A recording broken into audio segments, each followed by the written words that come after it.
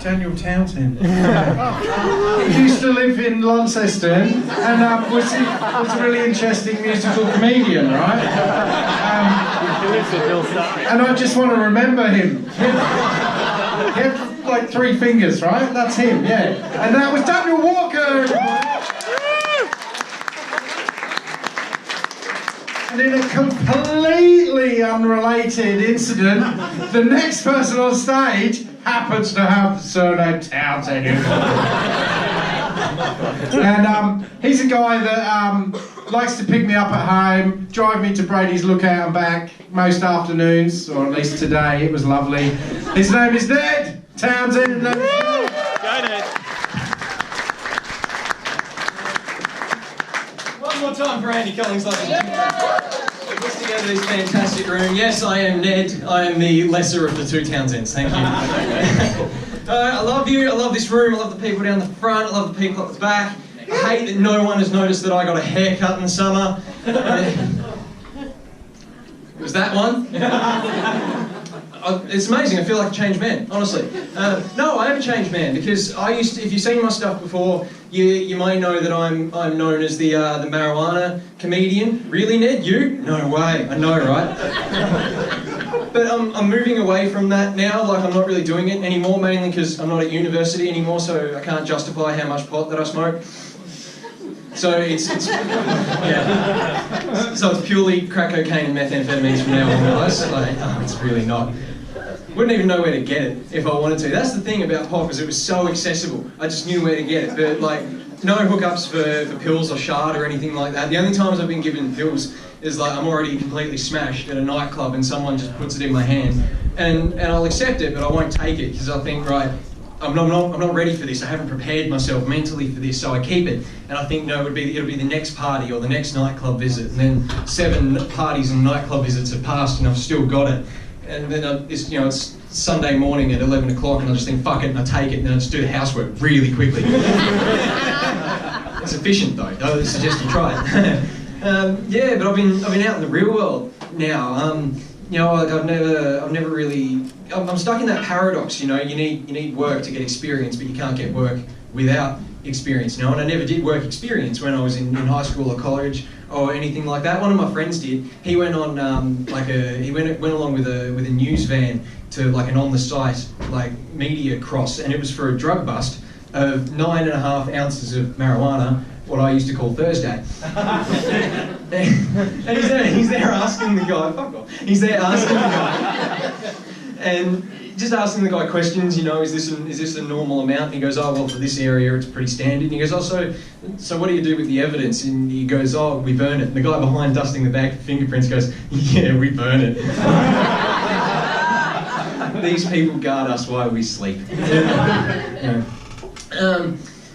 Yeah, but I did go through some pretty hard times when I was at university, just going broke and stuff like that, which happens. And I remember one really kind of depressing week. I just had no money. I was just walking around town. Basically, I was walking up Invermay Road and I saw a pair of Ugg boots, just a pair of abandoned Ugg boots, and I thought about picking them up, but then I thought, no, I won't, because there's definitely someone in a worse position than I am, and they will probably pick them up and then proudly wear them to and from Kmart. So not all is lost, I'm in 2 minds about Kmart a little bit. Like, I love it and I hate it. I love it because like bargains and the great range. I hate it because when I go in there, everyone else shopping in there looks at me like I'm the scum of the earth for shopping at Kmart. And I've started going up to these people. I'm like, hey, motherfucker, you're shopping in here as well. So piss off with your undercut and your ugly kids. They need to realise these things. But no, it's not all the kids' fault. Do you ever look back at shit that you did as a kid and just cringe? I do that all the time. For example, I grew up in a town called Penguin. Anyone heard of Penguin? Yeah. There's a giant statue of a penguin.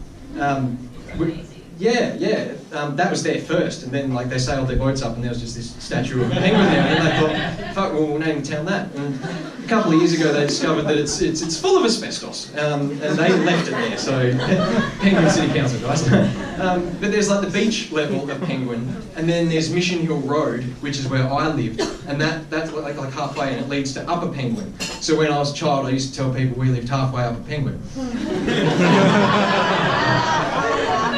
Got a lot of awkward looks. But, the worst one, the one that I just look back and I go, what the fuck were you thinking of? I was at a doctor's office, and context of this story was whenever my dad would run a bath, Mum would mix him up a bourbon and Coke, so he could sit in the bath and have that, and then he'd finish the bath, he'd get out and I'd get in. That's not weird, we're just conserving water. And then she'd give me a glass of Coke and I'd be, like in the bath having a bourbon like Dad. And so I'm at the doctor's office and he's there taking checklists off, just like, you don't smoke? No. You don't do drugs? Well, not yet. And you don't drink? And I go, oh, Mum lets me drink bourbon in the bar. Never seen Child Protection Services arrive so quickly. It was incredible. Yeah. But like, are we too entitled? As a millennial, I think about that a lot. Are we too entitled? I was sitting outside the Star Bar the other day having some duck. That's not having a go, it was just coincidence. And a bunch of bikies rocked up, right? And the one at the front, he had this flash patch on his leather vest that said "Fat Man." I thought, they're all fat, aren't they? Like, what makes you so special? Why do you get to claim that? New material, guys. But Ned, didn't you used to be a bikie? Well, yeah, I did, but I'm the exception that proves the rule, you know? I used to be a bikie, before I lost all this weight. But I've been thinking what I'm going to do with my life, and I think I'm going to be a YouTube star, because like that's what all the young people do now, right? Yeah, with the children. And the big thing at the moment is unboxing videos. You guys seen these unboxing videos? Literally just filming yourself taking shit out of a box. Like, people will watch anything, they're mental. I saw an unboxing video for a pizza. A guy just filmed himself getting Domino's delivered to his door and then opened it up. But I work at a bottle shop, right? And the really, really expensive spirits, they all come in a box. So I'm going to do unboxing videos of those, just take the bottle out of the box and then scull it as fast as I can on camera. Because they say to be a YouTube star, make videos that you would want to watch. And I'd watch that shit. Alright guys, you guys have been fantastic. I hope you enjoy the rest of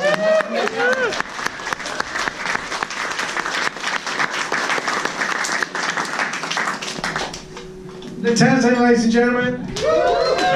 Thanks, guys. Look out for the tennis.